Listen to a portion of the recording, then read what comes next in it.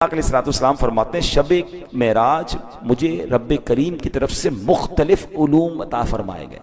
ان میں سے بعض علوم تو وہ ہیں جن کو چھپائے رکھنے کا مجھ سے وعدہ کیا گیا، کیونکہ میرے سوا ان علوم کو کوئی بھی نہیں سمجھ سکتا. یعنی کچھ تو ایسے ہیں جو نہیں بتانے تھے.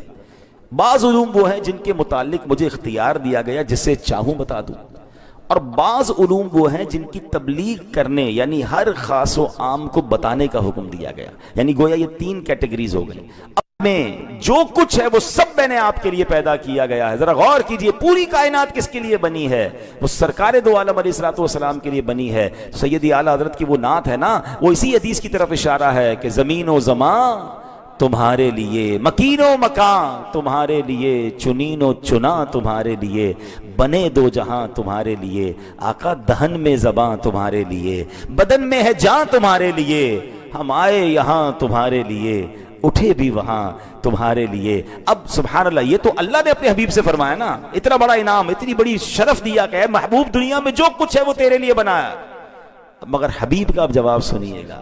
رب کریم سے اللہ کے حبیب علیہ السلام نے کیا عرض کیا؟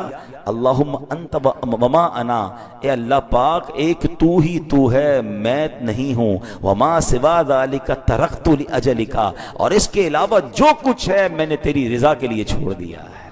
اللہ تو ہی سب کچھ ہے، میں بھی کچھ نہیں. محبوب و محب کی باتیں تو سنو نا. اللہ فرما رہا ہے محبوب تیرے سوا جو کچھ ہے وہ تیرے لیے ہے، اور اللہ کے حبیب فرماتے ہیں اللہ میں بھی کچھ نہیں، جو کچھ ہے تے اللہ سب تیرے لیے چھوڑ دیا ہے. یہ بات ہمیں سکھا رہی ہے. اب اس خوبصورت گفتگو سے مجھے کیا سیکھنا ہے کہ اللہ کے نبی علیہ السلام نے ساری دنیا کی ہر چیز اللہ کے لیے چھوڑ دی ہے، مگر ہم کیا چھوڑتے ہیں؟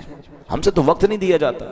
نماز کے لیے ٹائم نہیں نکلتا. نہیں یار، بس کاروبار میں بیزی ہوتا ہوں، بچوں کے ساتھ بیزی ہوتا ہوں، فجر میں تھکا ہوا ہوتا ہوں، آنکھ نہیں کھلتی. اللہ کے لیے آرام نہیں چھوٹتا ہم سے. اور اللہ کے نبی فرما رہے ہیں اللہ جو کچھ ہے سب میں نے تیرے لیے چھوڑ، تو ہی تو ہے. سیکھو نا. معراج کے اس پورے واقعے سے سیکھنا کیا ہے کہ ہم بھی تو کچھ چھوڑیں. حرام روزی آتی ہے تو نہیں چھوڑتے ہیں. بندے دنیا کے تمام کاموں میں لگا ہوا ہے، مگر عبادت کے لیے ٹائم نہیں، نماز کے لیے ٹائم نہیں، تلاوت کے لیے ٹائم نہیں، اللہ کی یاد کے لیے وقت نہیں. نہیں میرے پیارے اسلام، اتنا دنیا میں غرق نہ ہو جائیں کہ اللہ کو جواب ہی نہ دے سکیں. دنیا میں سب نے رہنا ہے. علماء بڑی پیاری مثال دیتے ہیں. ایک کشتی پانی کے اوپر رہے تو کنارے لگ جاتی ہے، اور کشتی پانی کے اندر چلی جائے تو غرق ہو جاتی ہے.